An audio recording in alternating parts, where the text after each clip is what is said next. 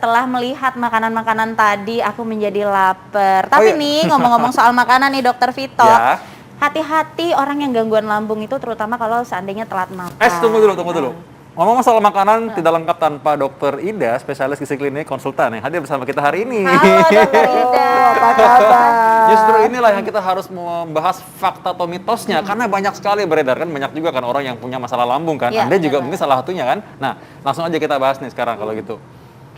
Oke, jadi Dokter Ida, yang pertama, ini banyak yang bertanya-tanya nih. Jadi kalau misalnya orang telat makan, apa aja deh yang dimakan, ya kan?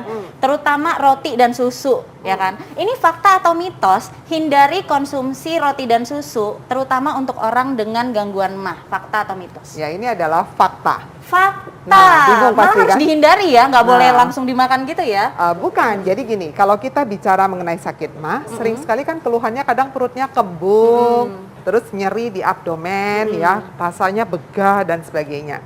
Kalau misalnya rotinya adalah roti tanpa ragi, ingat ya, masalahnya ada di raginya, Oke. maka itu boleh dikonsumsi. Yang ada di Indonesia, roti-roti kita itu umumnya roti yang beragi, Oke. dikasih ragi. Kalau kita bikin roti kan biar dia mekar, lebih lembut, maka dikasih ragi. Ragi begitu dimakan di dalam perut kita, dia bisa mengalami proses fermentasi. Oke. Hasil dari fermentasi salah satunya adalah alkohol. Dan alkohol itulah yang sering sekali menimbulkan gangguan pada lambung kita. Ya. Nah, pertanyaan kedua, bagaimana dengan susu? Susu boleh nggak? Susu sebetulnya nggak masalah. Tapi kita harus ingat, banyak sekali orang-orang yang sakit MAH itu sebetulnya dia kesaru. Sebenarnya dia bukan sakit MAH, mungkin dia mengalami intoleransi laktosa. Nah, intoleransi laktosa kasusnya cukup banyak di Indonesia. Hampir kira-kira 90%. 90%? Kasusnya cukup banyak ya. Jadi, kalau misalnya ada orang yang ngeluh perutnya nggak enak, kemudian setiap orang ya, kalau dia bilang perut nggak enak, pasti mereka berkesimpulan sakit MAH atau asam lambung. Selalu begitu ya, yang paling mudah. Nah, coba pikirkan apakah dia mengkonsumsi susu secara berlebihan enggak? Nah, sebaiknya itu dihindari dulu. Kalau seandainya dia menderita intoleransi laktosa, artinya enggak kuat tuh minum susu gitu ya, karena adanya gula susu yang dikenal sebagai laktosa, maka dia harus memilih susu yang free lactose atau yang low lactose, dan itu banyak di pasar. Jadi boleh coba dulu berarti ya? Boleh Iya, coba dulu. Ya? Dan itu mulai dikurangin, dihindarin dulu, hilang nggak gejalanya. Kalau hilang, jangan-jangan itu. Jadi bukannya keluhan lambung yang dalam pikiran kita, oh lambungnya itu ada luka, ada ulkus, ada erosi. Bukan. Jadi jangan-jangan penyebabnya karena intoleransi laktosa. Nah, ini kalau ada orang tua zaman dulu nih yang bilang bahwa ini jangan-jangan karena kamu minum susunya nggak hangat, soalnya susu hangat mestinya. Nah, itu ada hubungannya nggak tuh dengan gangguan lambung? Nggak ada urusannya, ya. Jadi nggak ada urusannya dengan susunya harus diangetin dulu, dipanaskan. Gangguan lambung sering sekali terjadi pada mereka karena laktosanya, bukan karena suhunya dingin atau hangat. Tapi memang mereka yang sering memberikan rasa discomfort untuk perut, rasa nggak nyaman perutnya, sebaiknya memang konsumsi yang lebih hangat. Supaya apa? Begitu Anda konsumsi makanan yang dingin sekali, itu secara nggak langsung kan begitu masuk ke mulut, langsung ditelan, menyebabkan kontraksi. Dan perasaan itu yang membuat rasa nggak enak. Jadi lebih baik lebih hangat, lebih enak. Meskipun nanti begitu udah masuk ke lambung, dengan suhu tubuh dia akan menjadi hangat sama juga suhunya ya. Betul. Oke, baik. Ini ada yang kedua nih Dokter Nisa ya, karena memang bagi orang-orang yang suka dengan tanaman tradisional, ya tanaman yang punya khasiat obat ya. Ini air kunyit dikatakan dapat mengobati atau mengurangi gejala akibat penyakit lambung tersebut. Fakta atau mitos? Ya, ini adalah fakta. Fakta. Nah, pertanyaannya gini, apakah ini bisa diterapkan pada manusia? Jadi artinya pada kita ini setiap kali sakit MAH, maka kita minumlah kunyit-kunyit itu ya. Penelitian ini terbukti pada penelitian sel yang dilakukan di laboratorium. Jadi harusnya penelitian kedokteran kan dilakukan orang sakit MAH, dikumpulkan sekian orang dengan kondisi yang sama, kemudian masing-masing diberikan kunyit selama sekian dosis, selama sekian hari. Nah, penelitian yang itu belum dilakukan.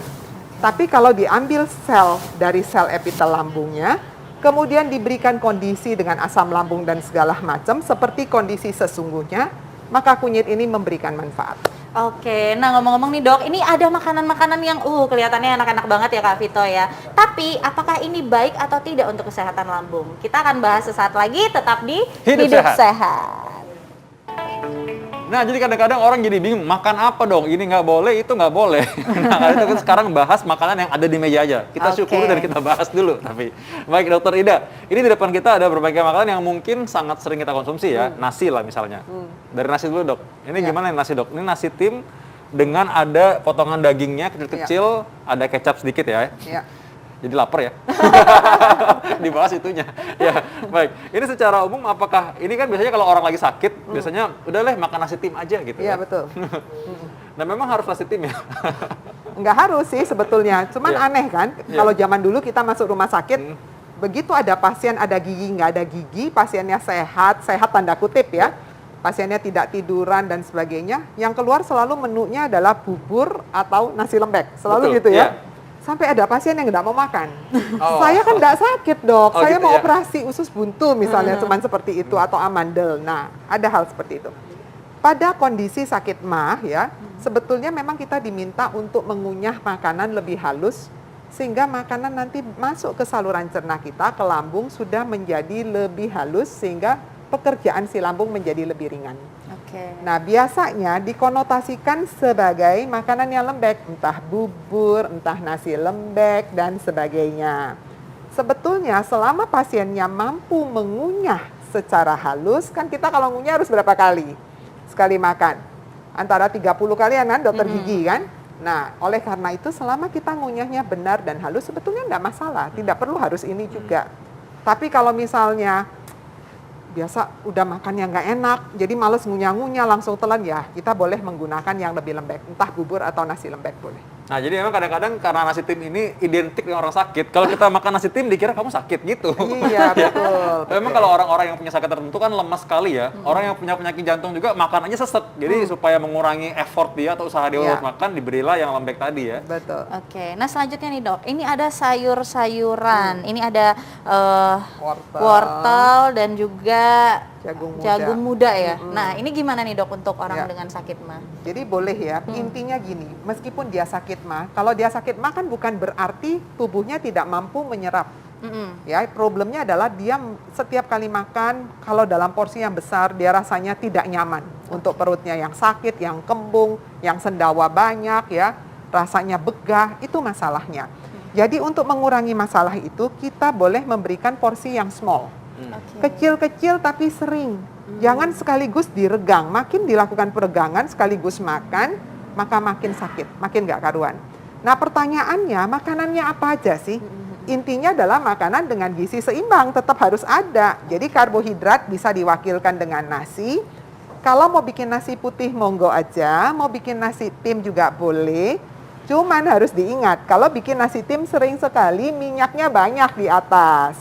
Nah, kita usahakan untuk jangan terlalu banyak minyak.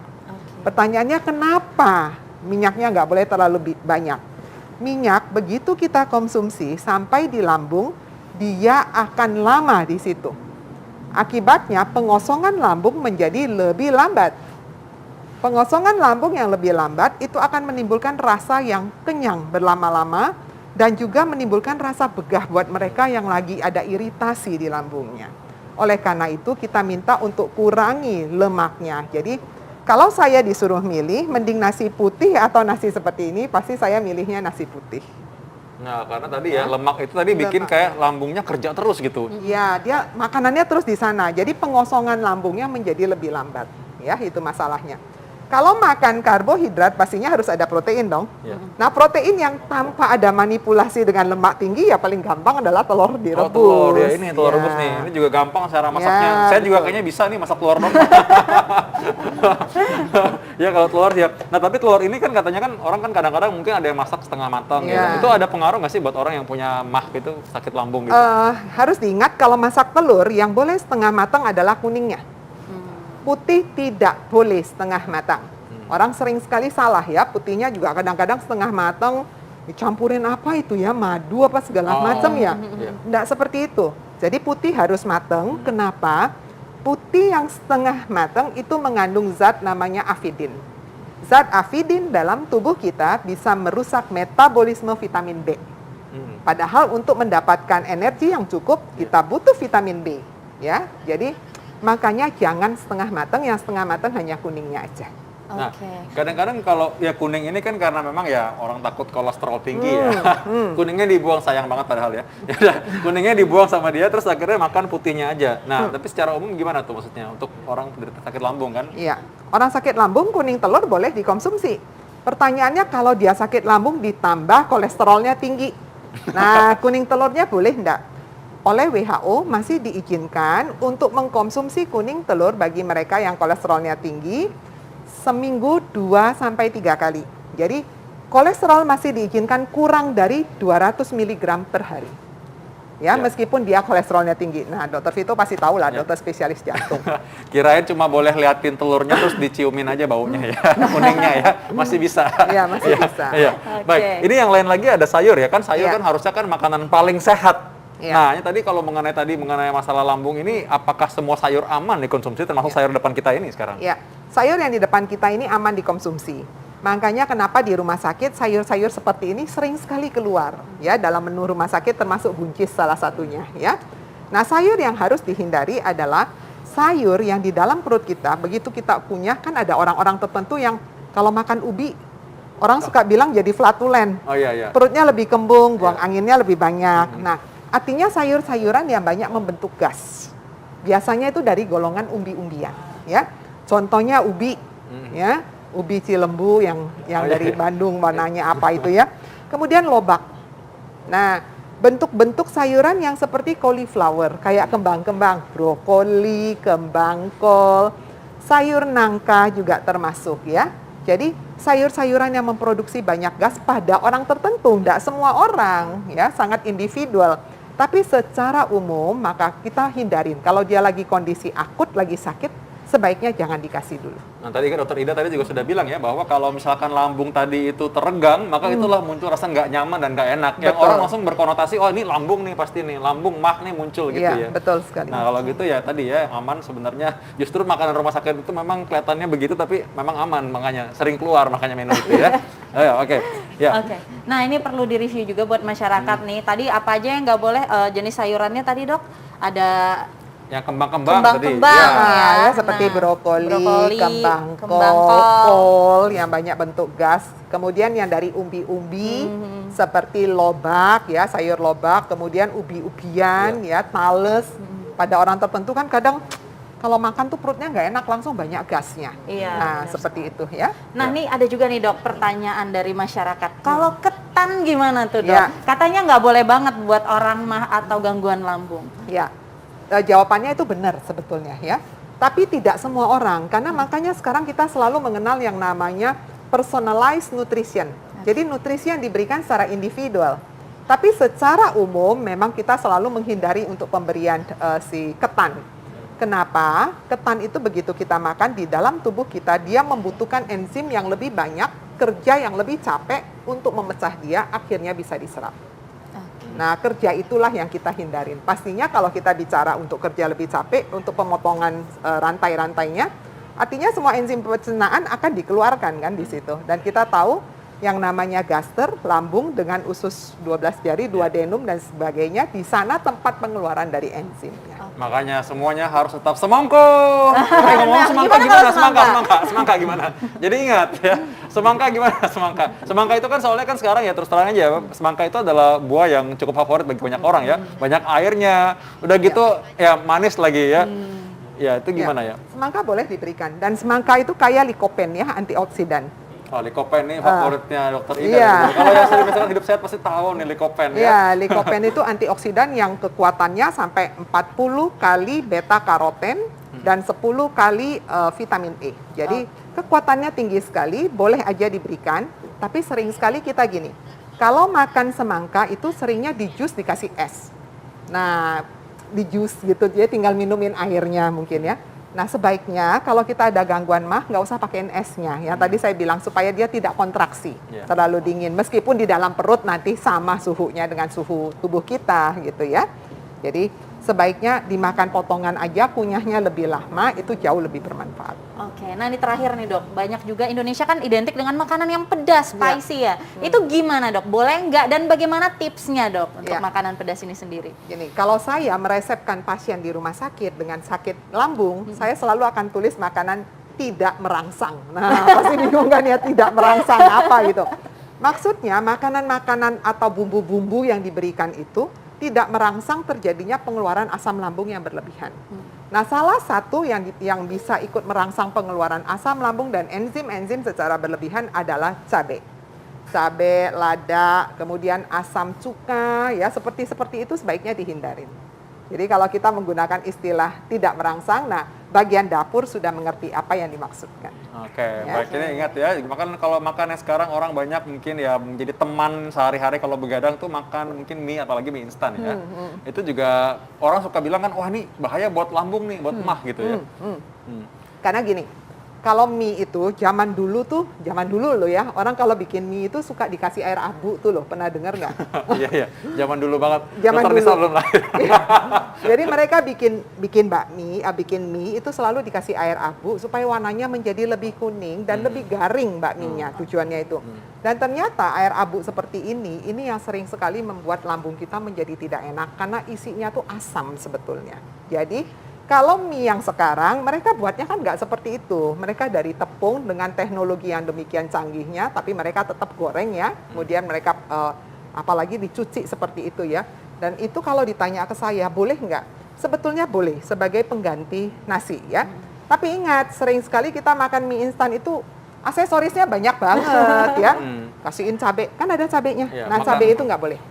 Ya, jadi kalau saya sakit sekali, tapi saya kepengennya cuman mie instan itu, ya monggo aja dipakai sedikit dulu, cobain reaksinya gimana. Kalau bagus, go ahead, tapi kalau nggak oke, stop.